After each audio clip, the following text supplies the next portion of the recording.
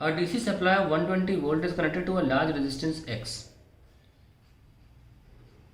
काफ़ी घातक वोल्टेज है, इसको एक लार्ज रेजिस्टेंस X के साथ कनेक्ट किया गया है। A voltmeter of resistance 10,000 ohms placed in series in the circuit reads 4 volt. साथ में एक वोल्ट मीटर है जिसकी खुद की रेजिस्टेंस 10,000 ओम्स है और वो आपको वोल्टेज दिखा रहा है 4 वोल्ट की सर्किट में। अब ये 4 वोल्ट इसकी है, इसका मतलब ये 4 वोल्ट 10,000 वाले में है, सर्किट की नहीं है क्योंकि सीरीज में लगाया है। तो what it is reading is, it is reading 4 volt in 10,000 ohms. ठीक है, what is the value of x? what do you think is the purpose using a voltmeter instead of ammeter to determine the large resistance X? देखिए series में हम हमेशा ammeter लगाते हैं, पर इस बार उन्होंने क्या किया है, इन्होंने वोल्टमीटर लगाया है। इसका कारण पूछा है, पहले हम जरा एक्स निकाल लेते हैं। We know that in series voltage between two resistances is shared in the ratio of resistances. तो R1 by R2 will be equals to RX ले लो, ठीक है, और RV ले लो, volt metre will be VX by V volt metre. तो हमें तो RX निकालना है, हमको तो पता नहीं RX कितना है, हमें RV बताया कितना है 10,000। हमें Vx पता है, बिल्कुल पता है, क्योंकि हमें बोल दिया गया है इसमें जाएगा 4, तो Vx में कितना जाएगा 116, टोटल 120 है ना, 116 और यहाँ जा रहा है 4, तो कितना हो गया 29। सो फाइनली Rx कितना हो गया 29 इंटू 10 की पावर 4 ओम्स या 290 किलो ओम्स, ऐसे भी लिख सकते हैं। पहला पार्ट सॉल्व हो गया। दूसरा पार्ट इसका बेहतरीन है, बहुत अमेजिंग पार्ट है। देखिए पहले देखिए सर्किट में करंट कितना है।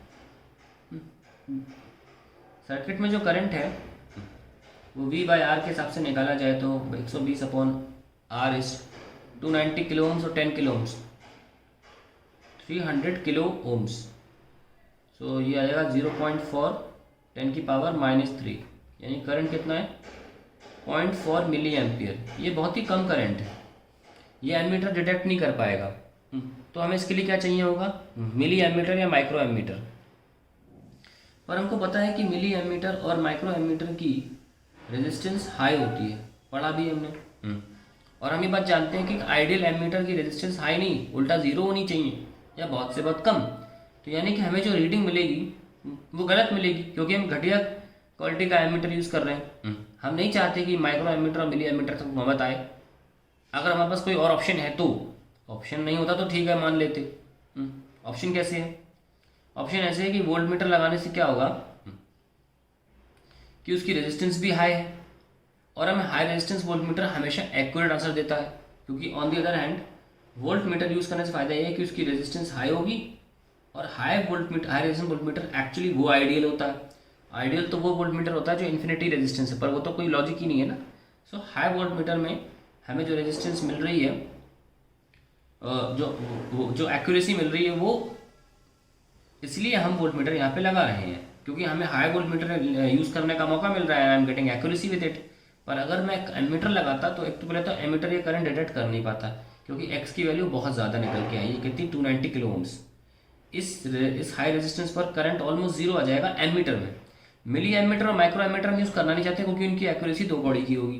तो हम वोल्ट मीटर यूज़ करते हैं क्योंकि वो ऑलरेडी हाई रेजिस्टेंस वाला है, और हाई रेजिस्टेंस वोल्ट मीटर हमेशा बेटर आंसर देगा। आइए इसको अंग्रेजी में लिख लेते हैं।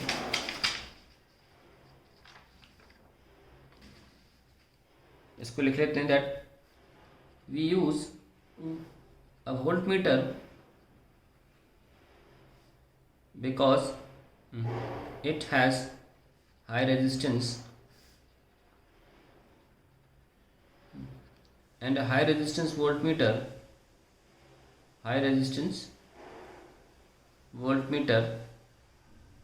has good accuracy. On the other hand, due to high value of x given भी था, high value as given, the current in circuit would be very small. Current in circuit would be very small, which an ammeter cannot detect, which an ammeter cannot detect. And using a milliammeter or microammeter, using a milliammeter or microammeter will not give accurate results, will not give accurate results, ठीक है, as they have high resistance, they have high resistance, and a high resistance ammeter is not ideal. High resistance ammeter device is not ideal.